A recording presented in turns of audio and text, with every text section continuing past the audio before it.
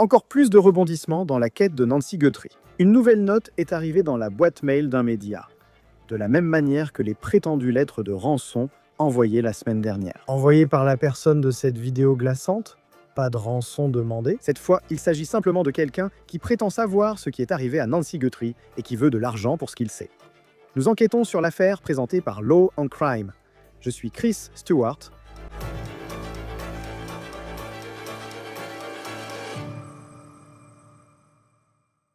Nous en sommes au 11e jour de la recherche de Nancy Guthrie. Discutons des lieux où les enquêteurs pourraient désormais chercher. TMZ rapporte qu'ils ont reçu mercredi une nouvelle note de la part de quelqu'un prétendant avoir des informations en lien avec l'affaire Nancy Guthrie. Voici un tout nouveau panneau d'affichage installé par le FBI avant de parler de cette nouvelle note qui prétendrait révéler quelque chose sur Nancy Guthrie. Ceci pourrait être crucial pour l'enquête et il faut vérifier si une partie de la note paraît crédible.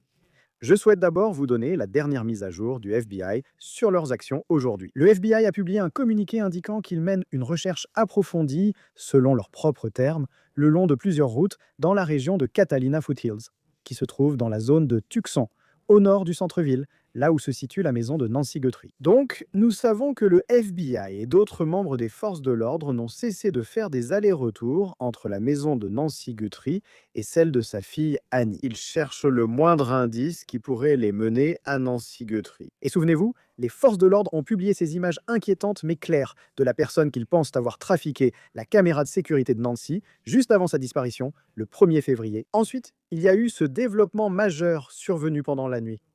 Les autorités ont arrêté un homme qui, quelques heures de nuit plus tard, a été relâché. Nous aborderons ces mises à jour sous peu pour voir si elles pourraient encore influencer cette affaire. Mais revenons à cette nouvelle note que TMZ affirme avoir reçue vers 5 heures du matin, heure du Pacifique, ce mercredi. Vous vous souvenez, TMZ faisait partie des médias qui ont reçu une prétendue lettre de rançon la semaine dernière.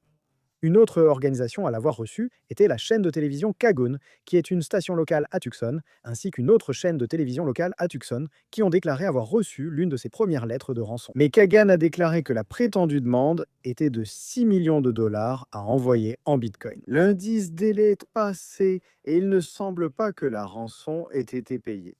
Cette nouvelle note est un peu différente de la prétendue lettre de rançon dont Harvey Levin de TMZ a parlé, dit-il. La première note affirmait que si la rançon était payée, Nancy Guthrie serait rendue sous 12 heures. Cela ouvre de nombreuses possibilités en pensant aux États accessibles depuis Tucson, en conduisant 12 heures à la limite de vitesse. TMZ a déclaré que dans la première demande de rançon, ainsi que dans le message de relance, il n'y avait aucune preuve de vie et il n'y avait vraiment aucune communication dont nous ayons eu connaissance. Le FBI a indiqué ne pas être informé d'un contact entre la famille Guthrie et les ravisseurs présumés de Nancy Guthrie. Mais la note aurait indiqué que Nancy était en sécurité, mais qu'elle avait peur et qu'elle comprenait la situation dans laquelle elle se trouvait maintenant. La nouvelle note d'aujourd'hui ne semble pas provenir d'un ravisseur.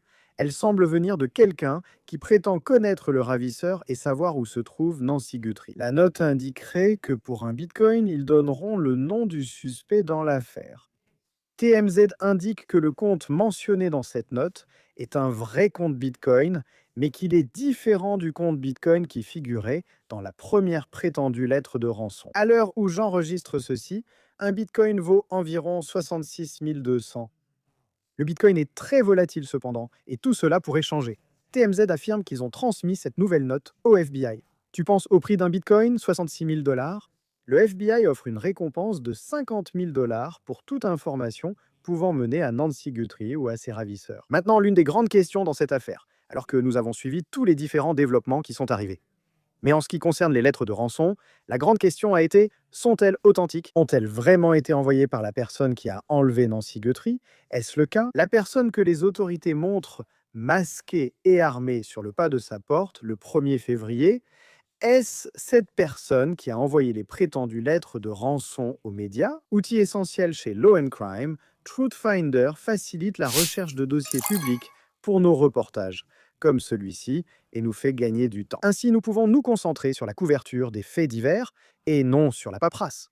Maintenant, vous pouvez aussi utiliser Truthfinder. Vous tapez un nom, vous pouvez trouver des adresses, des antécédents criminels et plus encore. C'est notre outil de référence pour les vérifications, l'un des plus grands services de recherche aux États-Unis. Un abonnement offre des recherches confidentielles illimitées pour vérifier vos nouveaux voisins. Vous pouvez vérifier les personnes que vous rencontrez en ligne ou retrouver quelqu'un avec qui vous souhaitez reprendre contact. Vous pouvez même rechercher les délinquants sexuels enregistrés à proximité ou faire une vérification de vos propres antécédents. Restez informé, restez en sécurité. Consultez les dossiers publics avec Truthfinder Now sur truthfinder.com/OTC. Ceci a beaucoup de valeur pour nous et nous paierons. C'était l'émission d'aujourd'hui avec l'animatrice Savannah Guthrie avant la date limite de lundi. Mais ensuite, la date limite est arrivée puis elle est passée. Et il ne semble pas y avoir eu d'activité sur le compte Bitcoin à part la nuit dernière lorsque Kagan a signalé que de l'argent y avait été déposé. On ne sait pas ce qui a motivé ce geste, qui a déposé l'argent, ni la raison derrière cela pour l'instant. Savannah Guthrie a ensuite publié cette vidéo qui représentait un changement très net dans son ton et dans son message. Alors que nous entamons une nouvelle semaine de ce cauchemar, je veux juste dire tout d'abord merci beaucoup pour toutes les prières et tout l'amour que nous avons reçu, ma sœur, mon frère et moi, et que notre maman a ressenti.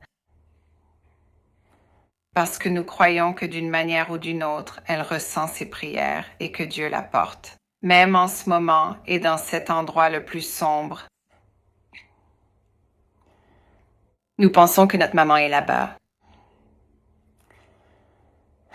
Nous avons besoin de votre aide. Les forces de l'ordre travaillent sans relâche, jour et nuit, pour la ramener à la maison, pour la retrouver. Elle a été enlevée, on ignore où elle est. Et nous avons besoin de votre aide.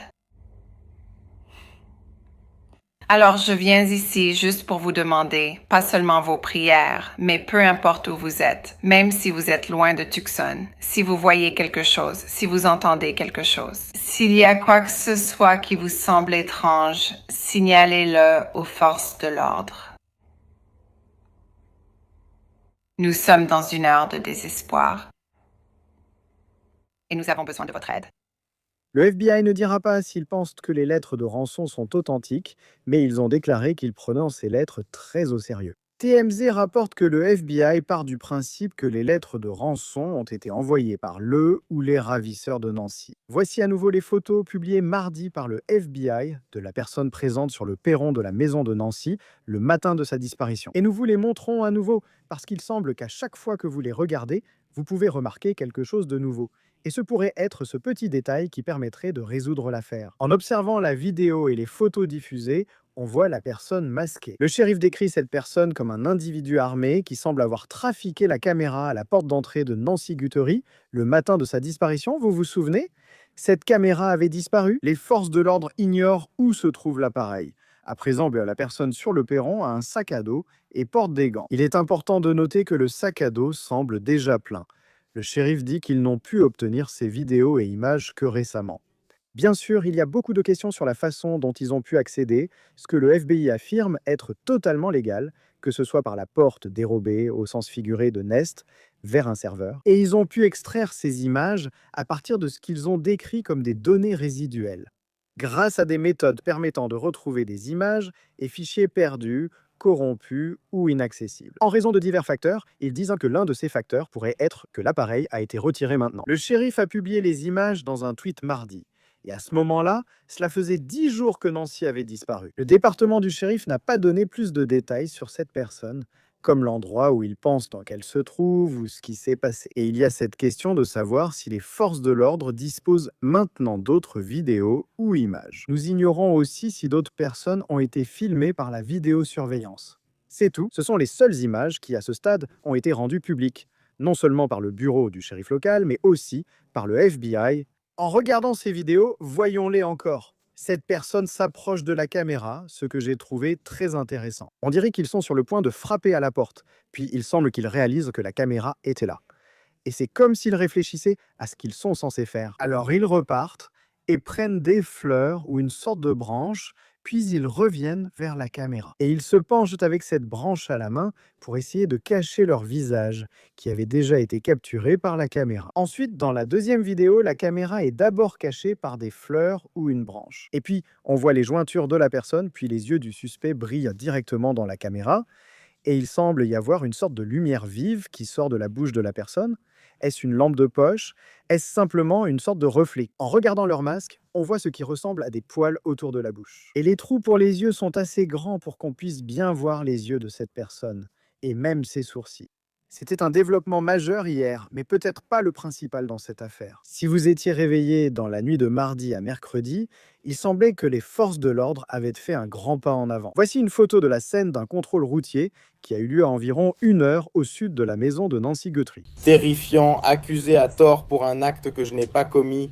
Je me sentais kidnappé, mec, mais ils ne m'ont rien expliqué au début. Et ça, c'est un homme qui s'appelle Carlos Palazuelos. Il parlait aux journalistes après avoir dit qu'il était l'homme qui aurait été arrêté lors d'un contrôle routier en lien avec la recherche de Nancy Guthrie. Cette vidéo provient de CBS News. Carlos vit maintenant à Rio Rico, en Arizona, près de la frontière mexicaine, et à 1 heure au sud de Tucson, où vit Nancy Guthrie. Il affirme être innocent. Il affirme ne pas être la personne sur ses images de surveillance et souhaite que son nom et celui de sa famille soient blanchis. Il affirme avoir été arrêté par la police alors qu'il livrait pour DoorDash la nuit dernière. Et il ne semble pas que les forces de l'ordre s'intéressaient seulement à lui, mais aussi à sa maison et à ce qui pourrait s'y trouver. Le shérif du comté de Pima dit qu'ils ont effectué une perquisition approuvée par le tribunal au domicile de Carlos. Sa belle-mère raconte que lorsque les forces de l'ordre sont entrées, elles ont emporté des appareils électroniques. On ignore si la perquisition a révélé quelque chose d'important.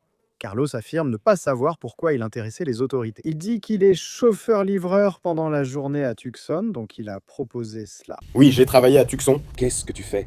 GLS livre des colis? D'accord. Pensez-vous avoir livré un colis chez Nancy Guthrie? Je ne sais pas, c'est possible, je ne sais pas. Maintenant, on ne sait pas exactement quelles preuves les forces de l'ordre avaient pour les amener à croire que cet homme ou quelqu'un lié à lui pouvait être impliqué. On ne sait pas s'il a officiellement été innocenté à cette heure-ci. La belle-mère de Carlos a déclaré aux médias que les forces de l'ordre avaient en fait défoncé leur porte. Et ils lui ont montré des photos de l'homme masqué devant la maison de Nancy Guthrie. Et ils lui demandaient si c'était son gendre. Et elle a répondu non, elle croit qu'il est innocent. Maintenant, nous savons que les enquêteurs essaient de déterminer qui avait accès à la maison de Nancy. Elle vivait seule. Mais Fox News rapporte qu'elle avait effectivement des employés engagés, des personnes qui venaient nettoyer sa piscine ou faire du jardinage et de l'aménagement paysager. Et ces personnes ont été invitées à fournir des échantillons d'ADN. Nous savons également que des échantillons de sang prélevés à l'extérieur de la maison de Nancy ont été envoyés à un laboratoire pour être analysés. Voici la vidéo de News Nation. Les résultats ont montré qu'il s'agissait du sang de Nancy. Mais il est important de noter qu'on ne sait pas si la personne masquée a laissé quelque chose derrière elle, et les forces de l'ordre n'ont pas confirmé quelles preuves ont été prélevées à l'intérieur de la maison de Nancy. Les enquêteurs continuent de passer au peigne fin le quartier de Nancy. Comme nous venons de le mentionner au début, c'est ce qu'ils font aujourd'hui. Ils ont également fouillé le quartier de ses filles. Annie. Annie habite à environ 10 minutes de chez Nancy.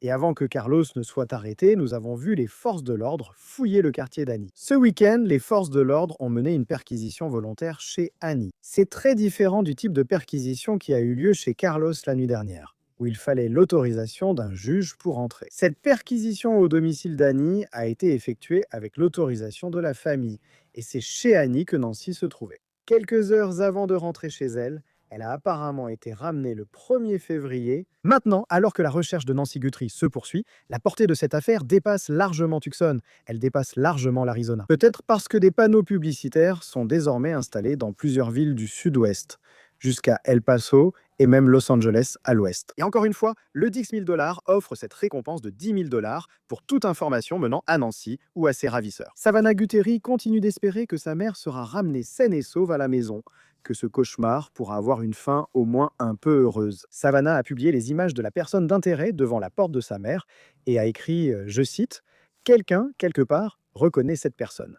Nous croyons qu'elle est toujours là dehors. Ramenez-la à la maison » et elle a aussi écrit, je cite, « Nous croyons qu'elle est toujours en vie. Si vous avez des informations sur l'endroit où pourrait se trouver Nancy Guthrie, contactez le shérif du comté de Pima au 500 23 150 et 1 900. Vous pouvez également contacter le FBI au Unwitson Skull FBI ou rendez-vous sur tipsfbi.gov. Rejoignez-nous pour discuter de cette affaire avec Wilson Villar, commandant détective retraité de la police de Chicago. Merci d'être avec nous. Ce nouveau billet de Bitcoin que TMZ dit avoir reçu, c'est un compte différent de la demande de rançon et pour un Bitcoin. Ils disent qu'ils vous diront où se trouve Nancy Guthrie et qui l'a enlevé. Qu'éprouvez-vous instinctivement en entendant ces détails pour la première fois, sachant que TMZ les a transmis au FBI? Chris, chaque fois qu'une affaire très médiatisée comme celle-ci fait la une des journaux nationaux et mondiaux, vous allez avoir des gens qui sortent de nulle part, qui essaient de profiter de ce Bitcoin. Je vais vous dire où elle est. Je devrais remettre en question la légitimité de cela. Ouais, et genre 30 000 $, c'est beaucoup d'argent pour beaucoup de gens, vraiment. Mais tu sais, quand même, je veux dire, pourquoi ne pas simplement aller au FBI sachant qu'ils offrent 30 000 $, mais ça semble juste, tu sais, en même temps. Pourtant, je veux dire, si tu es le FBI, comment tu vérifies ça, en fait? Tu vois? C'est facile pour moi, de l'extérieur, de dire que ça a l'air d'être des conneries, mais si tu es le FBI et que tu suis toutes les pistes possibles, comment tu gères ça? Ainsi que tout ce qui arrive de quelqu'un prétendant avoir des informations ou même prétendant avoir Nancy Guthrie. Maintenant, je sais qu'il existe des moyens de tracer ces portefeuilles, Bitcoin. Quand ils ouvrent ces portefeuilles, il y a des moyens de les tracer, mais pas partout. Je pense qu'il y a certains pays qui ne suivent pas ces choses-là. Je suis très heureux que le FBI soit impliqué car ils savent obtenir ces informations. Les forces de l'ordre local pourraient avoir un problème. Je ne saurais pas comment faire, mais le FBI maîtrise ce genre de choses. Et j'imagine que si quelqu'un le fait, ils peuvent tracer le portefeuille, voir s'il y a de l'activité et d'où elle provient. Je pense que vous verrez bien plus avec de nombreuses personnes partageant conseils et avis sur la situation. Oui, c'est moi. C'est troublant et triste, mais malheureusement, dans ces situations, on s'y attend. La scène près de la frontière américano-mexicaine la nuit dernière était intéressante. Là-bas, on couvrait l'événement. Un homme a été arrêté, je me suis endormi avant de savoir qui, et je l'ai vu au réveil, comme si Entertainment Tonight était devant chez lui. Il fait ses interviews en affirmant ignorer qui sont Savannah ou Nancy Guthrie et de quoi il s'agissait. Et il a probablement été détenu pendant environ 5 heures, je dirais, du moment du contrôle routier jusqu'à son retour chez lui. Il dit qu'il est innocent. Et c'est peut-être bien le cas. Mais quand quelqu'un est détenu puis relâché, qu'est-ce qu'on peut en conclure? Eh bien, il me semble qu'ils l'ont gardé en détention pendant qu'ils exécutaient le mandat de perquisition. Ils ne voulaient sûrement pas qu'il soit présent pendant l'exécution du mandat, donc la détention visait sans doute à l'éloigner de la maison et de la perquisition. Le fait qu'il ait été relâché aussi rapidement, je veux dire, je ne sais pas s'il pense qu'il l'a fait, mais je pense que ce qui est très important ici, encore une fois, c'est quand on revient sur cette affaire. Si vous menez cette enquête, vous dites, je dois examiner tous ceux ayant accès à cette propriété, y compris livreurs, agents d'entretien et paysagistes. Être simplement livreur dans la région ne suffit plus à établir un motif raisonnable pour un mandat de perquisition. Donc, le fait qu'il ait été détenu puis relâché aussi rapidement, je pense qu'ils sont peut-être plus préoccupés par ses associés que par lui. C'était justement ma prochaine question, car il y a eu une perquisition consentie chez Annie Guthrie ce week-end. J'ai vu beaucoup de gens demander pourquoi on insiste sur le fait que c'est une perquisition consentie. Sinon, il aurait fallu qu'un juge examine et approuve la perquisition. Vous avez la permission d'entrer dans la maison de Carlos et de prendre ses appareils électroniques et de faire tout cela. En général, à quelle fréquence un mandat de perquisition est-il refusé? Que faut-il présenter pour qu'un juge l'approuve, surtout dans une affaire aussi médiatisée? Vous laissez explorer pour voir si vous trouvez ce que vous cherchez. Eh bien, vous devez convaincre un juge qu'il existe un motif raisonnable. Qu'est-ce que cela signifie, un motif raisonnable? Cela veut dire qu'une personne raisonnable croirait qu'en entrant, en respectant les règles du quatrième amendement, on peut entrer dans cette maison si une personne raisonnable croit y trouver des preuves du crime. Donc, encore une fois, vous devez être précis sur ce que vous recherchez, vous devez être précis sur le crime que vous enquêtez. Et je suis curieux de savoir qui a rédigé le mandat. Est-ce un mandat fédéral ou un mandat des forces de l'ordre local? Donc, vous devez convaincre un juge, et la raisonnabilité est toujours la norme, que si nous pénétrons dans la maison de cette personne, dans leur domicile, il y a quelque chose dans cette maison que nous allons récupérer. Cela aidera l'enquête. Peu importe comment ils l'ont fait, c'est dans l'affidavit. Donc, s'il l'était, et comme il l'a suggéré, il a dit « Je suis livreur à Tucson. J'ai peut-être livré un colis chez elle, vous voyez. » Je paraphrase. Si vous êtes un agent fédéral ou un adjoint du shérif local et que vous allez voir un juge et que vous dites Nous cherchons seulement à identifier les personnes présentes ayant eu accès à la maison de Nancy Guthrie. Ce type était livreur, puis-je entrer chez lui? Il me faudrait plus pour obtenir l'autorisation d'exécuter un mandat de perquisition. Oui, ça en soi ne serait pas suffisant parce qu'il y en a des millions, je sais, des millions, mais il y en a plusieurs. Il y a UPS, il y a FedEx, il y a DHL, il y a tous ces services de livraison. Et voilà le problème. Sur beaucoup de ces applications, comme Amazon, ils sous-traitent à des gens qui ne conduisent pas forcément des camions Amazon. Ils utilisent leur propre voiture pour livrer des colis, donc ça fait énormément de choses à vérifier. Et tu ne vas pas simplement accepter ça. D'abord, tu n'obtiendras aucun mandat de perquisition pour ça. Un juge anonyme ne va pas signer pour ça. Et le fait qu'il soit juste un livreur dans le coin ne sera pas suffisant. Donc il y a plus que ça, il y a clairement plus que ça. Oui, c'est intéressant à ce moment-là. Parfois, quand tu suis l'actualité, tu te dis, d'accord, la personne est détenue. Et puis, hein, la suite logique, c'est qu'ils se font arrêter. Puis après, la suite logique, c'est qu'ils sont inculpés. Ensuite, on a la photo d'identité judiciaire. Et c'est comme ça que l'histoire se passe dans beaucoup de cas. Mais dans celui-ci, il a été détenu, puis relâché. À quelle fréquence, quand quelqu'un est détenu dans une situation comme celle-ci, c'est juste, on s'est trompé de personne. On est entré dans la maison et il n'y avait littéralement rien. Eh bien, ça arrive, mais ce n'est pas si fréquent. Quand tu parles d'aller dans la maison, qu'il n'y a rien, mais ils ont quand même pris des choses dans la maison, ils ont pris tous ces appareils électroniques. Comme je l'ai dit, ce n'est peut-être pas lui, mais des personnes qu'il a contactées qui laissent peut-être une trace ou une empreinte électronique. Cela prouve qu'il était dans la région il y a 2 jours ou à plusieurs reprises. Et peut-être qu'il a bien fait une livraison, ou peut-être que non, mais il était quand même dans la région. Et ensuite, il a passé un appel à quelqu'un ou il a envoyé un email à quelqu'un. Je pense qu'il s'intéresse autant à ses associés qu'à lui. Il semblait authentique, du moins en partie. Sur le pas de sa porte, il tentait de laver son nom et jouait beaucoup ce rôle, sans que je sache si c'était sincère. Peut-être qu'il disait simplement « Je n'ai aucune idée de pourquoi je suis dans cette situation ». Comme quand tu es de l'autre côté de la table, si tu es le FBI qui lui parle, si tu es le FBI qui l'interroge. Combien de cartes tu poses sur la table pour qu'il sache vraiment pourquoi tu lui parles? À quel moment tu cites les noms des personnes avec qui tu es associé, sachant qu'il pouvait faire ce qu'il a fait la nuit dernière, et puis si on lui avait tout dit, il traquerait Entertainment Tonight en disant « Voilà pourquoi ils m'ont interviewé, c'est mon ami ou mon associé ou quelque chose comme ça ».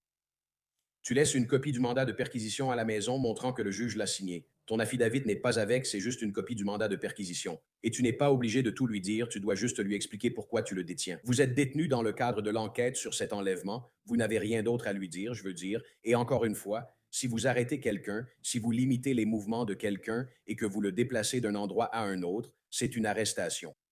Vous pouvez appeler ça comme vous voulez, ils peuvent essayer de l'appeler comme ils veulent, mais quand vous limitez les mouvements de quelqu'un et que vous le déplacez d'un endroit à un autre, sans consentement, c'est une arrestation, pas une détention. Vous pouvez relâcher sans inculpation comme ils l'ont fait, mais il s'agit bien d'une arrestation. Et quand vous regardez les images qui ont été publiées par le FBI hier, et je sais qu'on en a déjà parlé, où est-ce un criminel sophistiqué ou simplement quelqu'un d'ordinaire qui s'est trouvé là au bon moment? En observant son langage corporel en s'approchant de la porte, qu'est-ce qui vous a frappé? On aurait dit qu'il était presque surpris de voir une caméra ici.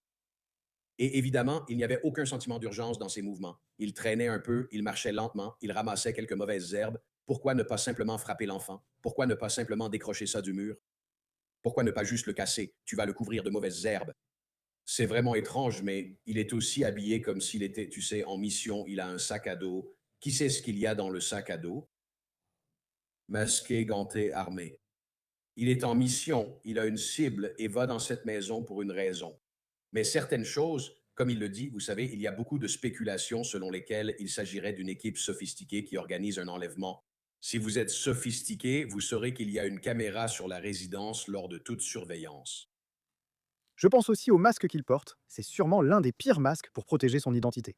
Je veux dire, avec la quantité d'informations que les gens ont. À travers l'ouverture de la bouche, on voit qu'il a une sorte de pilosité faciale, ses yeux. On a une très bonne vue sur les yeux et les sourcils. Il existe sûrement d'autres masques qui couvriraient mieux tout cela. Je trouvais ce choix illogique et je me demandais pourquoi. On dirait que tu as cherché en ligne comment s'habille un voleur ou un kidnappeur et que tu as mis exactement ça, ce qui n'est pas crédible. Je veux dire, dans certains cas, tu sais, et je sais, tu as travaillé à Chicago. Et malheureusement, on voit des vidéos de violence dans les rues de Chicago et des cambriolages à domicile. Et des situations où les gens se couvrent le visage. On ne peut rien distinguer, c'est juste que d'après ce qu'il portait, ça ne semblait pas être quelqu'un qui fait ça régulièrement. Je suis d'accord avec ça. Et comme tu l'as dit, on voyait beaucoup les yeux et aussi beaucoup la bouche. Si tu es un professionnel, je déteste même utiliser ce terme. Tu vas mettre du noir autour des yeux ou tu vas utiliser quelque chose qui couvre. Tu vois, tu vas couvrir tes yeux, tu vas couvrir ta bouche et ensuite mettre le masque pour qu'on ne puisse pas distinguer ses traits. J'ai vu ça même chez des équipes un peu sophistiquées où ils mettent du noir autour des yeux et de la bouche. Et avec ce masque, tu ne pourras pas savoir qui c'est. Ce qui est intéressant, et c'est un bon point que tu soulèves, c'est le type de masque, le type de veste, le sac à dos. Tout ça, c'est des preuves. Ce n'est pas seulement la personne, mais aussi ses vêtements, ce sont des preuves. Je pense à une autre affaire. Comme pour Brian Koberger, les achats Amazon ont été essentiels au dossier contre lui, jusqu'à ce qu'il accepte un accord, car on voyait ce qu'il avait acheté les mois précédents. Je sais que beaucoup de gens ont examiné la tenue de cette personne, et même si on ne voit pas de logo de marque, on essaie de reconstituer. Quel était le sweatshirt qu'il portait? Le sac à dos? On a eu une très bonne vue du sac à dos. Comment fait-on pour déterminer qui aurait pu acheter ou acquérir une marque en particulier? Peut-être l'a-t-il acheté sur Amazon ou dans un magasin R&I. Comment cela fonctionne-t-il? Il faut tout consigner. Il faut écrire et écrire encore des assignations et des mandats. Et tu demandes des dossiers. Tu obtiens des assignations du grand jury. Je ne sais pas s'ils peuvent encore saisir le grand jury, mais tu obtiens des assignations pour toutes ces transactions. Encore une fois, il y a énormément d'informations à trier, car combien de personnes achètent des masques et sacs à dos sur Amazon? Il faut rédiger et obtenir un motif probable, car toute preuve doit être justifiée par une ordonnance ou un motif probable pour pouvoir la conserver et éviter de la perdre. Beaucoup de personnes travaillent dessus et rédigent de nombreux documents. Eh bien, et si ce masque n'était pas fait maison, j'ai du mal à imaginer. Beaucoup de gens achètent des cagoules à Tucson, en Arizona. Mais encore une fois, ça pourrait juste être des ciseaux dans un bonnet, une casquette ou autre, vous voyez? Et on pense aussi à l'endroit où les forces de l'ordre se trouvaient ces derniers jours. Et d'un côté, quand on voit que quelqu'un a été détenu puis relâché. Et d'après ce qu'il dit, c'est comme si les forces de l'ordre interrogèrent sa mère, comme montrant les photos de la personne recherchée. Ces photos prises devant la porte de Nancy Guthrie, en demandant à sa mère si c'était son gendre et si ce n'était pas lui. On se demande alors si on revient à la case départ. Pourtant, ils continuent aujourd'hui de fouiller la zone et les routes autour de la maison de Nancy Guthrie. Quand on voit l'activité d'hier soir, cela donne-t-il espoir qu'ils vont dans la bonne direction? Cela pourrait-il indiquer qu'ils font marche arrière et que ce n'était peut-être pas la bonne personne? C'est encourageant car ils agissent davantage, prennent plus de mesures et cherchent activement des preuves guidées vers celle-ci pour une raison ou une autre. Ça pourrait être, vous savez, une piste en amène une autre. C'est encourageant, peut-être demander qu'ils essaient de trouver, qu'ils se rapprochent d'un suspect. C'est décourageant pour moi que Nancy soit toujours en vie. C'est très décourageant pour moi qu'elle soit toujours en vie. J'espère me tromper, mais je ne le vois pas. Je sais que c'est difficile, tu n'arrêtes pas d'y penser et tu gardes encore espoir. Je sais que Savannah Guthrie garde espoir. Une chose aussi concernant les images qui m'ont marqué, c'est que voici quelqu'un qui s'approche d'une caméra de sonnette. Il ne semblait pas s'attendre à la présence d'une caméra de sonnette. Et ce n'est pas comme s'il avait décidé d'abandonner la mission et de partir. Il ne s'est pas dit « je vais avoir des ennuis ». Il a juste trouvé ce qui semblait être une façon vraiment bâclée d'essayer. Il n'y avait rien de réfléchi, c'était juste « bon, je vais prendre ces fleurs et les montrer à la caméra ». Et il y a chez lui une sorte de calme que j'ai trouvé vraiment glaçant. Quand on pense à la sécurité de Nancy Guthrie et à qui elle aurait pu se retrouver si c'était cette personne qui l'avait prise. Peut-être que sa mission était de surveiller la porte d'entrée pendant que l'autre entrait autrement. Je ne sais pas comment ils sont entrés, on parle d'effraction, mais je ne suis pas sûr de la manière dont cela s'est produit. Donc peut-être que sa mission était de rester devant et qu'il ne bougeait pas parce que c'était sa mission, pendant que le reste se passait à l'intérieur. Maintenant, je sais qu'il y a du sang sur le perron. Donc peut-être qu'il essaye de couvrir ça pour qu'il puisse la sortir par l'avant. Donc peut-être que son travail, c'est juste d'être là, de surveiller devant. Il y a, vous savez, je suis sûr. Après coup, quand cette histoire sera terminée, il y aura des questions sur la vie privée et des questions sur comment est-ce que Nest a vraiment vos images. Mais dans les enquêtes, je veux dire, il semble que jusqu'au dernier jour, voire le dernier jour, ils ne se rendaient pas compte que ces images existaient réellement. Et ils ont dû aller dans les tréfonds, les profondeurs de Nest pour récupérer cela du serveur. Je veux dire, à quelle fréquence dans les affaires avez-vous vu des images qui semblaient ne pas exister du tout, être soudainement retrouvées comme ça? Je pense que c'est un bon exemple d'une preuve clé qui oriente maintenant les forces de l'ordre dans la bonne direction. Sauf en cas de vidéosurveillance en circuit fermé, tout est toujours stocké quelque part. Et à la fin de ma carrière, nous l'utilisions de plus en plus, où nous allions récupérer les caméras Nest ou Ring directement chez les particuliers. Le FBI, c'est bien d'avoir le FBI impliqué parce qu'ils savent comment aller plus loin, ce qu'ils ont fait dans ce cas. Comme je l'ai dit, si c'est enregistré hors télévision en circuit fermé, c'est stocké et doit être retrouvable. Oui, et heureusement dans ce cas, il semble qu'ils aient pu obtenir cela. Parce que maintenant, on a en quelque sorte un visage masqué, mais un visage de qui était présent lors de l'enlèvement présumé de Nancy Guthrie. Au 11e jour, découvrons la suite. Wills Villar, commandant de police retraité de Chicago, merci d'être avec nous sur Law and Crime. Avec plaisir. Très bien, encore une fois, si vous avez des informations sur la localisation de Nancy Guthrie, contactez le bureau du shérif du comté de Pima au 523 50 et 14900. Et vous pouvez également contacter le FBI au 1800 FBI ou aller sur tipsfbi.gov. C'est tout pour cette affaire de Law and Crime. Abonnez-vous à notre chaîne YouTube, Spotify et maintenant sur Peacock. Je suis Chris Stewart. À la prochaine.